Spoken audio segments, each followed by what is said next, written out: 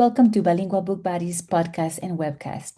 Bilingual Book Buddies is dedicated to promoting bilingual books for children and sharing insights from authors, illustrators, editors, agents, and anyone involved in bringing these stories to life. I'm Claudia Sloan. I'm one of 3 co-hosts of Bilingual Book Buddies. I'm an artist who also writes and illustrates books for children. I'll write from my own experiences and adventures, and I include themes of wellness, Latinx culture, modern fairy tales, STEAM, and sports. In fact, my latest picture book is a sports picture book, and it is a dream come true because it was a collaboration with my favorite NBA and WNBA professional basketball teams, the Phoenix Suns and the Phoenix Mercury. And it's bilingual. And now let's welcome my co-hosts, Silvia Lopez and Alicia Salazar. Hi, I'm Silvia Lopez, Cuban-born, Miami-raised, and a lifelong lover of books. I have been a children's librarian, a storyteller, and now an author of bilingual picture books, some of which have earned awards and starred reviews. I'm very excited to be part of the Bilingual Book Buddies project, in which we spotlight bilingual books and the amazing people who create them. Hi, I'm Alicia Salazar, children's book author and former teacher. I've written bilingual and English language books for young readers, including the Camila the Star series, Trolls, Loch Ness Monster, and Cascarones, An Easter Surprise. I'm passionate about stories that celebrate culture, spark imagination, and encourage kids to express themselves, especially in more than one language. Great. Well, it is my pleasure to introduce Jorge Inzunza. Jorge is a psychologist, teacher, and he also holds a doctorate in education. He was born in Santiago, Chile. He has conducted lots of research about the lives of students and children in schools, educational policies, and the history of Chilean education. He worked as a member of the editor team of the Chilean Teachers Union. Since 2013, he has lived in the United States and adopted American citizenship some years later. He became a dual language teacher in Wisconsin, obtaining a bilingual a bilingual teacher of the year award of the Wisconsin Association for Bilingual Education in 2018. In 2020, he founded Hilo Colectivo with the goal of providing high-quality literature in Spanish for children in the United States. He won the New Voices in Nonfiction Award of the SCBWI, Society of Children's Book Writers and Illustrators, in 2020. So, Jorge, welcome. Thank you very much, Claudia, for having me, and Silvia too, and Alicia. So, can you share a bit about your background and your journey through all these roles? Well, I think it's how the different path that was taken. I talk in my life. I think it's all the path conduct me to be in these different positions right now. I think it's well, for one side, I'm an educational psychologist, so I was working in that field in Chile, and I started to study how policies, educational policies, uh, put you in contact with other regions and other countries, and I started a journey in that way. So I did a research with Brazil, Argentina, Paraguay, Colombia, and the U.S. And so it was very interesting to do that first trip. Before of that, I studied abroad in France as well. So I grew up a little bit in myself my interest for languages. I think this is what started a little bit late. I will say when I was in my 20s, I started to learn French and then English and then Portuguese. And so it was very interesting for that side to feel that all the languages is connection, and then this is one of my first ideas that stay with me, and then when I came to the US, I think it was I found the opportunity start in a school and a bilingual school, and then teaching Spanish, but always being in this role of bilingual teacher. So it's to use both languages at the same time, and that was very very interesting. I think in that I keep that spirit of bringing one language to the other to my roles that I'm playing right now, like in a coordinator of Hilo Colectivo for one side. So how you can bring Spanish bilingual books to kids that are learning Spanish, or they are doing this connection between these two languages. On the other side, I'm doing the coordination of the SCPWI in Spanish, the Spanish side of the association. And then in that aspect, I think it was very interesting to put the word bridge always is in my mind. So we can bridge languages, but we bridge between people and continents and regions and countries and cities. And I think all of that I try to bring it in my position right now and try to play that role of connecting. That's fantastic. That's a wonderful answer. Thank you. Okay, so I have a question now. It's my turn. What inspires you to write and promote bilingual books for children? You mentioned a little bit all these experiences that you had, but what exactly inspires you? What is it that you wish to do by writing and promoting these bilingual books? I think I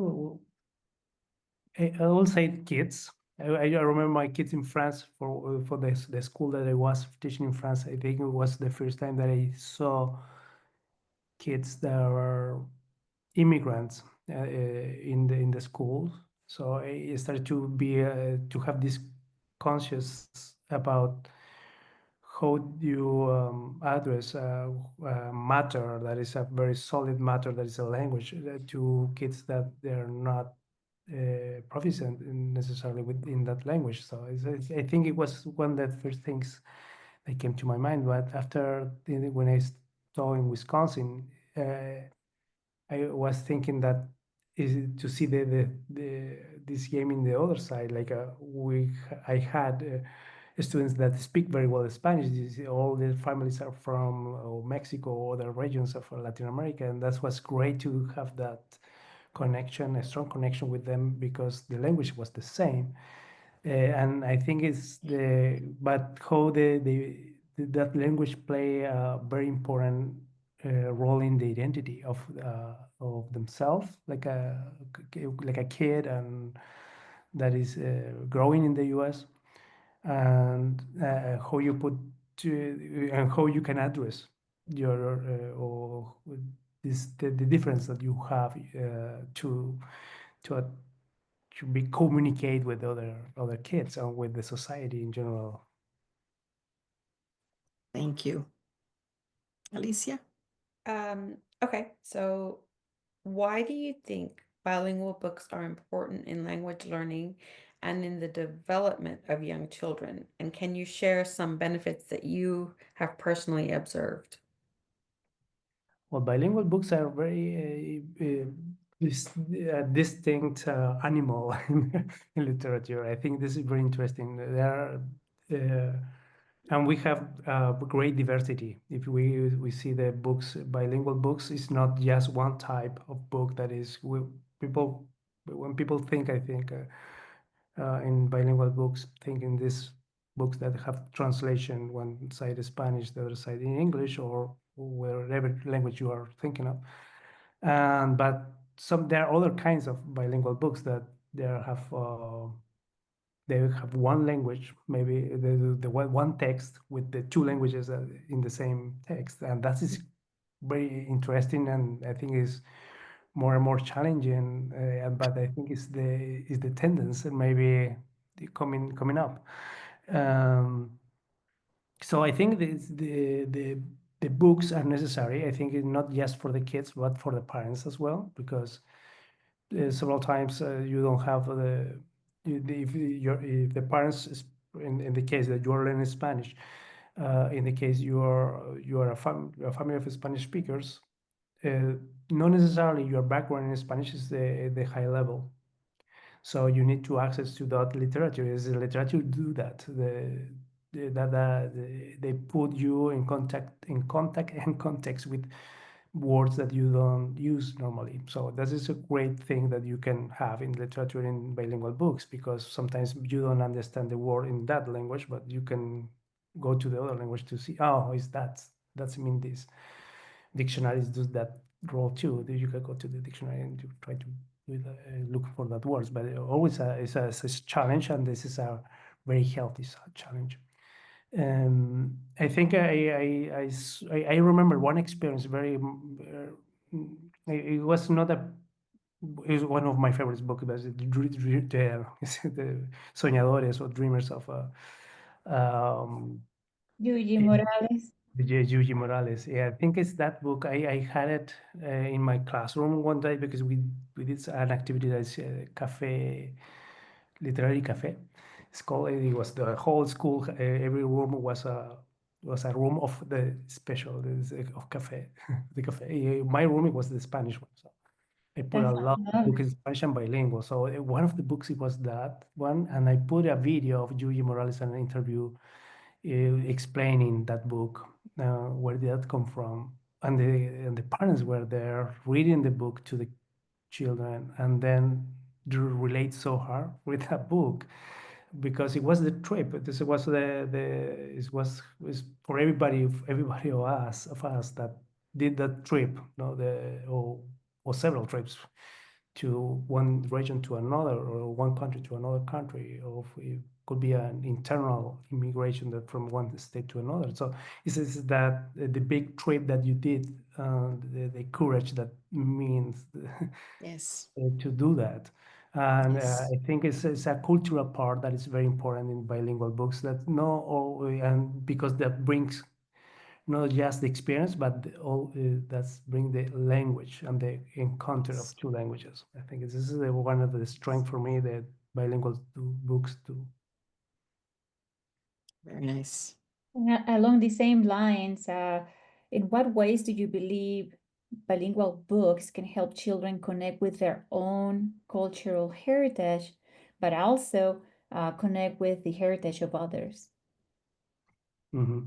Yeah, because I think continue with that answer, maybe that yes, they do the experience of Yui Morales is her book. I think it's always a something that we can ask to the teachers and ask to the families. Look for those authors that speak to you, that speak about your other land, the other part of your heart.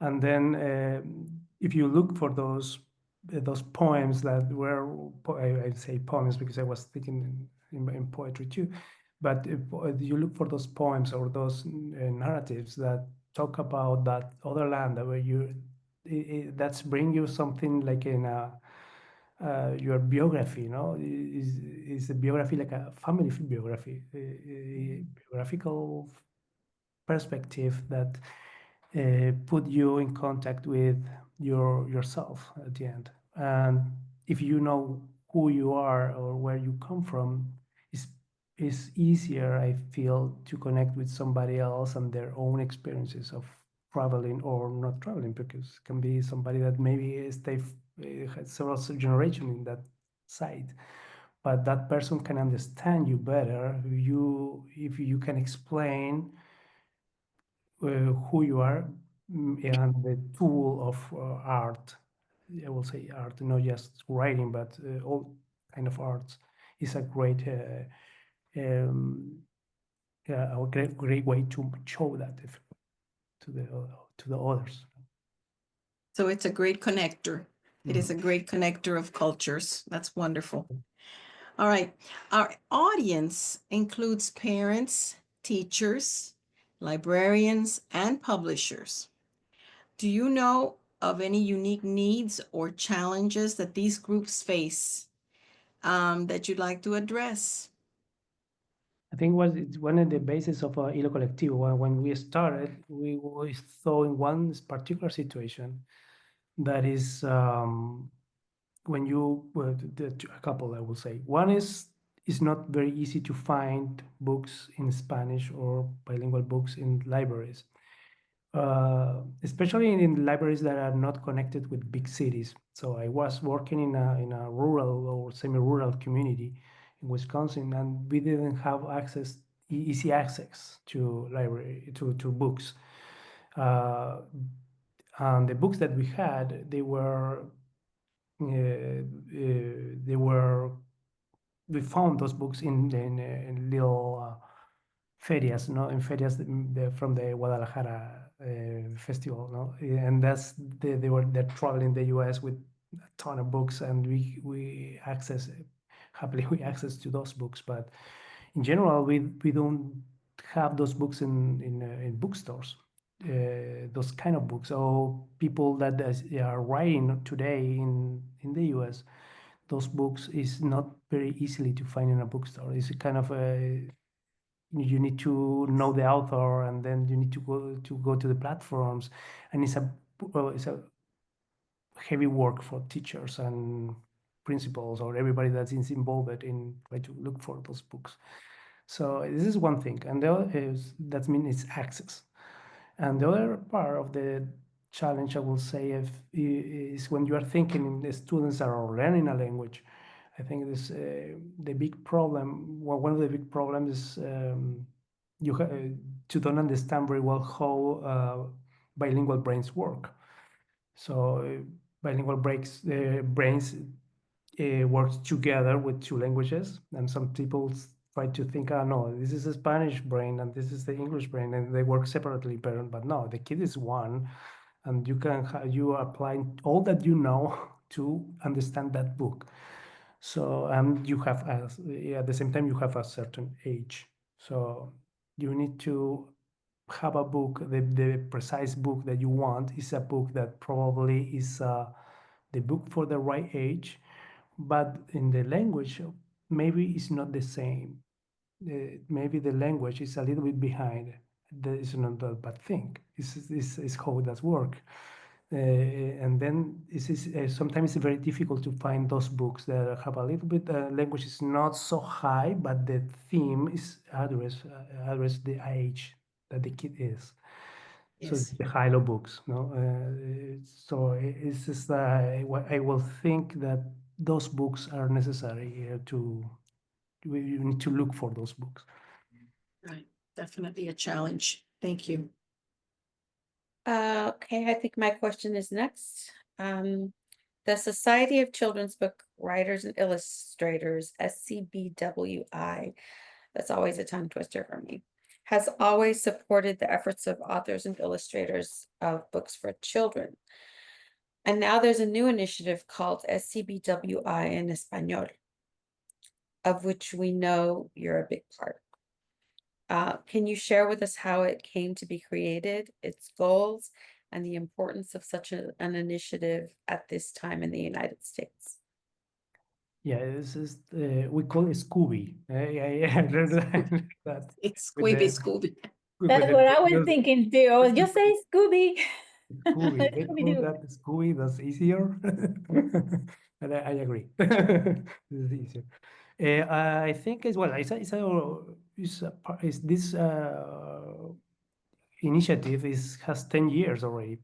So it was going around for a while, and I think then with since the 3 last years, I think we are trying to put this to be maybe more present in the organization, Yes. just to say that it's necessary. It's not just the Spanish; it's every language, but we are responsible of Spanish, and to put this the language of Spanish like a language that can be a vehicle of knowledge, and this is a big thing, you know, like you can discuss about book creation, like all the book creation and the illustration and so on in Spanish. So and we have a ton of great artists in the U.S. and abroad that can bring those conversations and to the organization, and we can nurture all that we are doing with those experiences. And I think that again, the connection between all of us is not very. It wasn't great. It's not great yet. I think we, but we.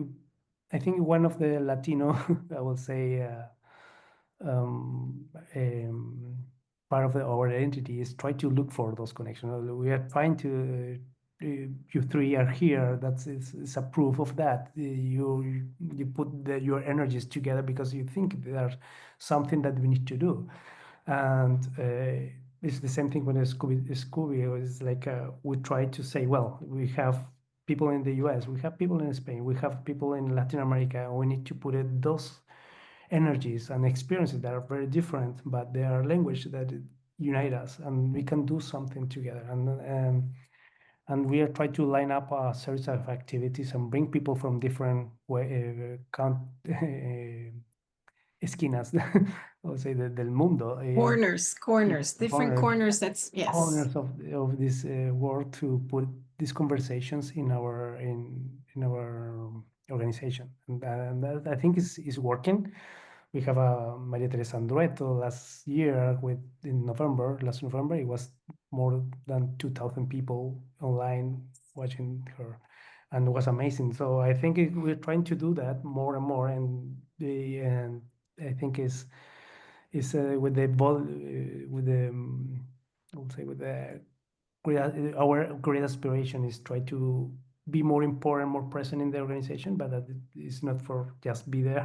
It's because I think we need those spaces to grow. Thank you. That was great. I love how you said that it we have this in common that brings us together, the language that brings us together. And I think that was it's just a beautiful thought. Okay.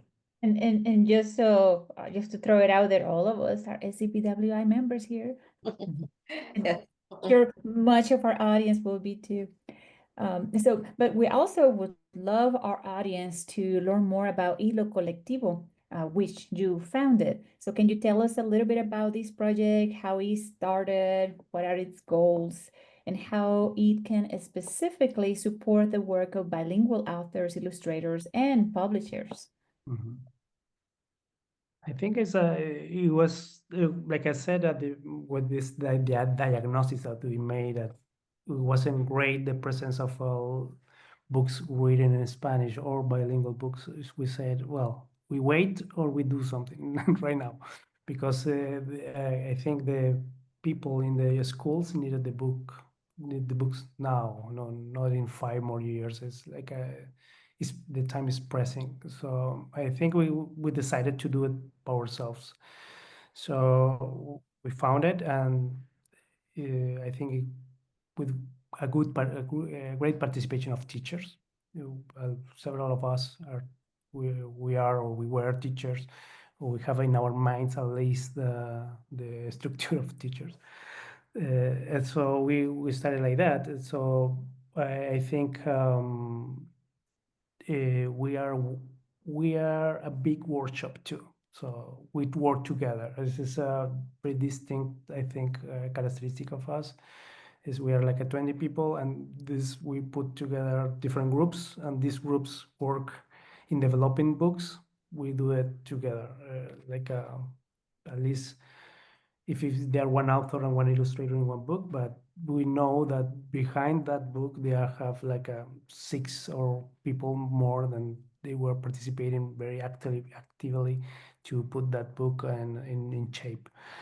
And this is great because it's kind of it's another way to do it, because we have the traditional way. You have like a several you could go like climbing stairs and then go to one actor to another actor of the wheel of the wheel publishing. But we try to do it in collectivo, and this is our characteristic.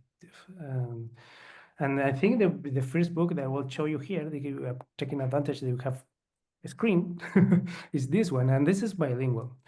So this is Animales Únicos y Asombrosos, even the title is just in Spanish, but inside we decided, this is from Ruth Molina. Ruth, she's from Guatemala, an illustrator, Marcela Rojas from Chile. And the interesting thing of this book, I'll say just showing up a page like an axolotl right there. It's that we have one line that is written in Spanish, but we finish all the conversation in English, but with a sentence that is nothing to do with the other three. So it's something new information. It's kind of an informational book, but in a frontier between this informational and non-fiction, into non-fiction and fiction. And I think it's pretty cool that we were thinking that that need, of bilingual books, but they are not traditional bilingual when you have by side translations. So this is one thing, and right now we are reading like I will say 5 more projects in right now, and we have everybody's working in their own stuff, and we have always, like I said, workshops, but we have teams like 2 and 2 that are working in one book in particular. So I think it's pretty good for that, and I think we try to support others too, in the sense that we try to create workshops, and now in June we have la tercera or the third Cumbre Hilo Colectivo, that is kind of once a year we try to do that, like as bring a subject that we can um, discuss with others, and saying this year is humor because I think we need it. We sure do. And We this is do. like a 1-day workshop or like a set of. Yes, explain that and give us a little bit more information, Jorge, because also as well, besides, yes, I'm sorry, Claudia, I just didn't want him to leave that without asking. The book is available where? The book that you just showed All of this us. is on Amazon. Oh, it is on Amazon. If you go to hilocolectivo.com, you can have the books. You can see. Hilocolectivo.com. Okay, that's important because that's one way that we can promote the books that you're working, this one and the ones that you're working on, as well as the Cumbre. So Cumbre will be in June. Yeah, it's 6th, 7th of June. We didn't put still we have this is the, you are the second people that knows this. But Yeah. we presented a book yesterday, so the people from yesterday and today is the second day that we are talking about a little bit of this. But So it it's will be on your website. So later on, will be the whenever. next week, probably in the website, all the description, all the registration and all of that. But it's the subject, the humor, and we will work a little bit different than last year or the previous 2 years, because the previous 2 years it was like there was like a class and with some interaction at the end or with some exercise. But this year is more workshop. So we decided to do, if you have an idea or you don't have ideas, come to these days and you can work in your ideas in 2 days. So this is the 6th and 7th of June. It will be on Zoom, and all the information will be in our social media handles, but it will be as well in the website. That's wonderful. That's very good to know. We're sure going to be passing it along, the three of us, not only as the Bilingual Book Buddies, but individually as well. It's very good that we come from different parts of the country, so we have different people to propagate this information to. Okay, so I'm going to move away from that, although I'm going to go into you personally a little bit more. What's one project that you have worked on, either through Hilo Colectivo, SCBWI en Español, or independently, that you feel especially proud of? And why? I think one that I'm working on. It's not, I'm working on for several years. I think I think 4 years already. I think I'm doing a research in Chico Mendes, is a great fighter for the Amazonas in Brazil. He was, and I think I using all my background in research, like a social researcher that I was. Well, I mean, I am, but not in the same way. And like I did a lot of interviews to people in Brazil, and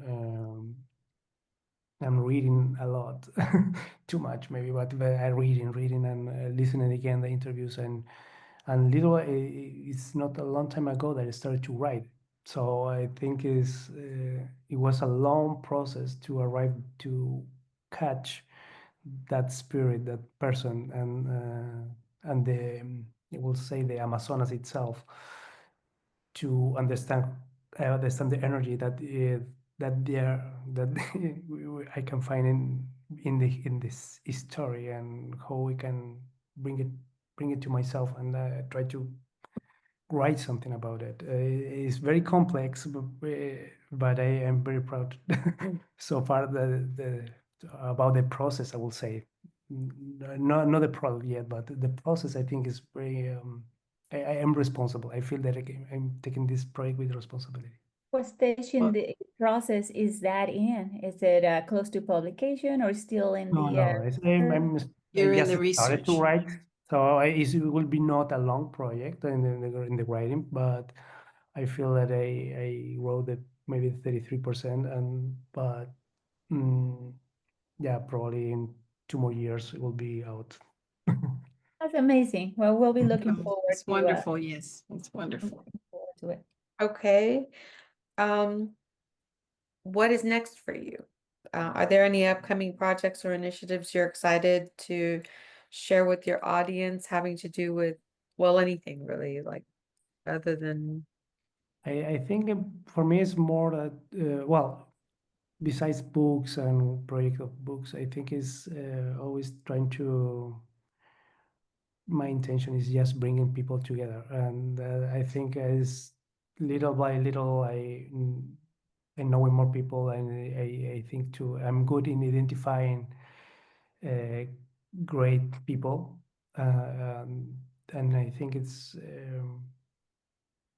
I always thinking that we need to bring these people together to do great things, and I think the one of the things that sometimes we don't do much, or when we are artists we work a lot alone, and that is necessary, but at the same time we need to achieve a goal that is big, uh, much further than just do your thing, you know. So in that sense, I think my big hope is continue to identifying those people and bring in and help in that. It's a helping thing. It's a social activity that yeah, for bilingual books, for books we in Spanish, we need a collective of people that is moving those books, and like authors and illustrators and teachers, librarians, and all of us will put those energies together. We will do this of these books appear and and they will be read by people, and that is the big thing, because we think, I think that we have great stories that they need to be read. Well, I think Hilo Colectivo is the perfect name for that philosophy that you just stated. It's perfect. We have a common thread, which is our cultures, as different as they are, but as what unite us is the language. And collective is another wonderful word, because you just said it. We tend to work alone. You know, we have a tendency to just create, but without that collective feeling and experience, that makes us much better people. And I think this is what you see here. Alicia had this idea of the bilingual, coming up with podcasts that we would illustrate people. We would interview people and show their work, people who work with bilingual books, either authors, illustrators, And we've had some terrific interviews, and I have to say that this is turning out to be one of the most satisfying projects that I have worked on. And I have a long life. I've been working on many projects. So this is great. And to be able then to have someone like yourself that has this vision beyond just the writing and the illustrating, but a vision for all of us together. It's a wonderful experience. So I congratulate you. I really do. It's great. Okay, Claudia, you have one more question. Yes, in the spirit of helping each other, as you were closing your previous answer, what final words of encouragement would you give to our listeners who may be raising, teaching, or serving in some way bilingual or multilingual children?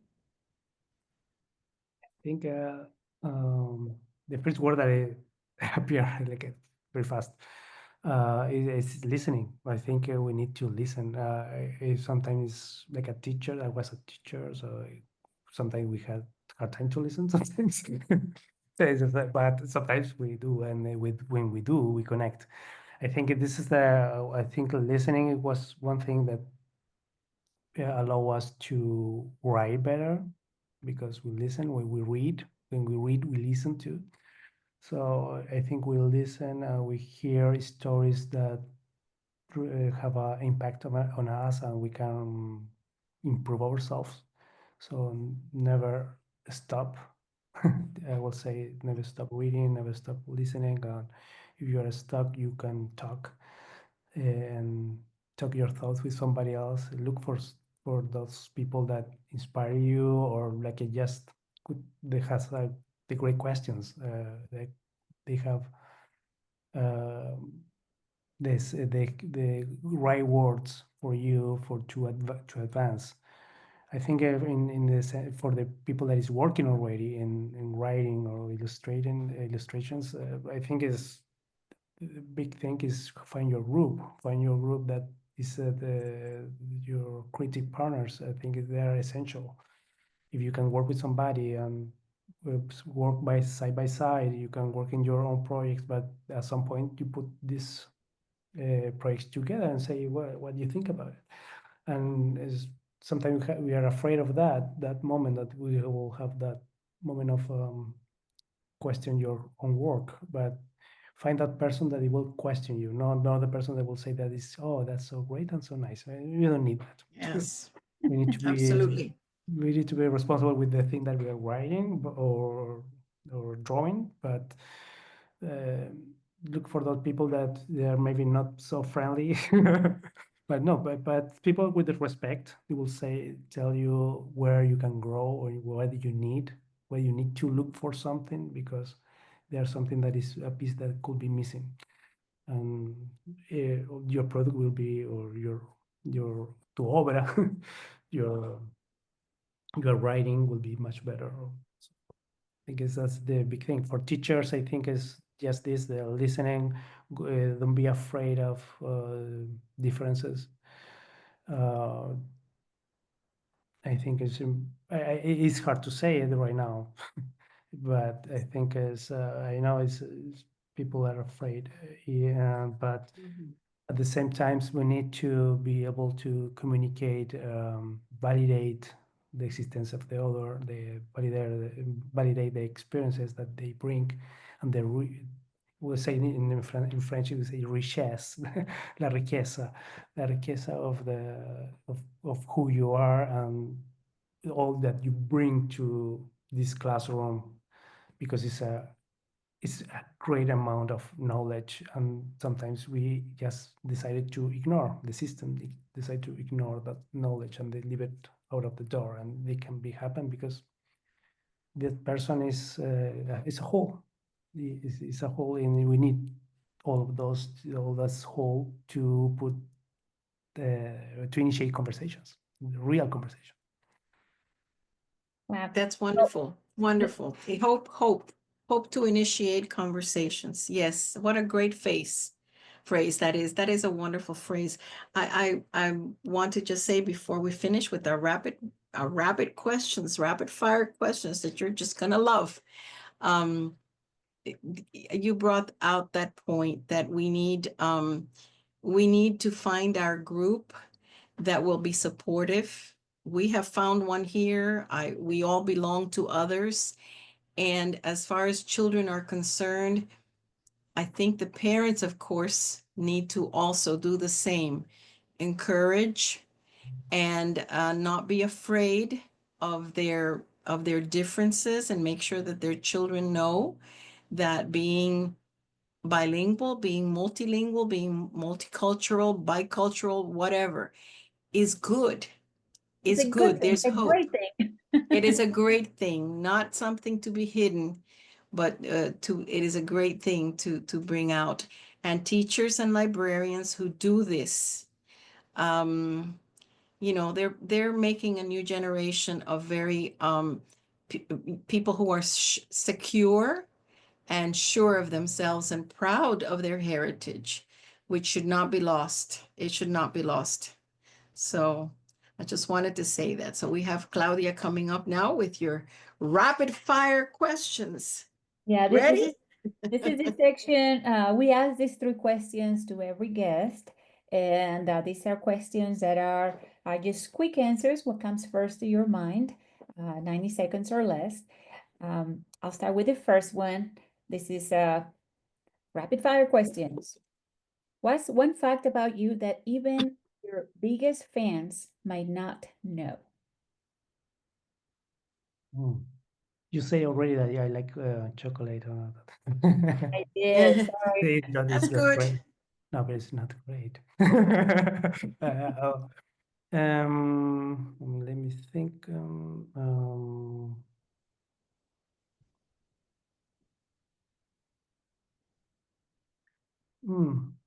Well, I think I'm a really big fan of music, and I think from too many years, I have one band that is all there are two bands, I will say, two bands that are in my mind always. I listen almost every day. So one is Pink Floyd, and the other one is Los Jaivas from Chile. So I think those two, this is not information that I share too much, but I think there's something that is in my ears frequently. That's fine. That's exactly what we wanted. Something that is you that not a lot of people may not know. Okay. If others were to describe you in 1, 2, or 3 words, what would those words be? I think like a person of peace, I will say peace, or reliable, responsible. I will say that those things are, I think I try to. I think we've seen that today. We've heard that today. Okay, Alicia? Last rapid fire question. What book or books have had the most impact on your life?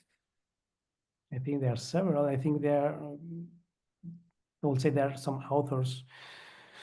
I just try to think in what the first authors I read in the school that bring me to write. Because I think one of these is, and still is Ray Bradbury. I think with Fahrenheit 451 and Las Doradas Manzanas del Sol.